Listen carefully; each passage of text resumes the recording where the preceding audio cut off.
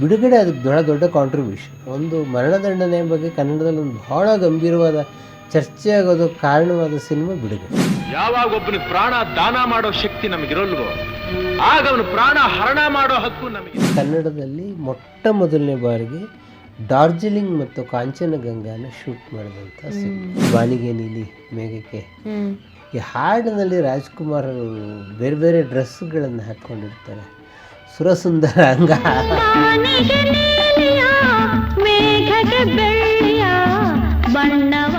ಪತ್ರಿಕೋದ್ಯಮ ಪ್ರಪಂಚದ ಒಳ ಹೊರಗುಗಳನ್ನು ತೋರಿಸುವಂತಹ ಇದು.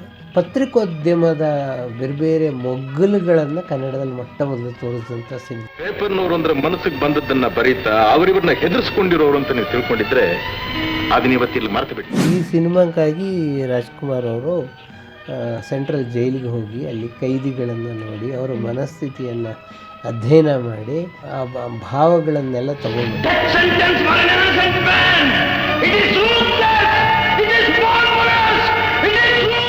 ಸಿನಿಮಾ ಶೂಟಿಂಗ್ ಬೆಳೀತಾ ಹೋದಂಗೆ ಅದು ಒಂದು ಪ್ರಜಾವಾಣಿಯಲ್ಲಿ ಒಂದು ವರದಿ ಬಂತು. ಏನು ಅಂದರೆ ಇದರಲ್ಲಿ ಅಣ್ಣವರಿಗೆ ಮರಣದಂಡನೆ ವಿಧಿಸ್ತಾರೆ ಅಂತ. ಜನ ಎಲ್ಲ ಪ್ರತಿಭಟನೆ ಮಾಡಿದ್ಮೇಲೆ ಮತ್ತೆ ಕ್ಲೈಮ್ಯಾಕ್ಸನ್ನು ಬದಲಾಯಿಸಿ ಬಿಡುಗಡೆ ಸಿಕ್ಕುತ್ತೆ ಅಂತ ಮಾಡಿದಂಥ ಸಿನಿಮಾ. ಇನ್ನು ಮುಂದೆ ಈ ಮರಣದಂಡನೆ ಅನ್ನೋ ಶಿಕ್ಷೆ ಈ ಕಾನೂನಿನಿಂದಲೇ ರದ್ದಾಗಬೇಕು.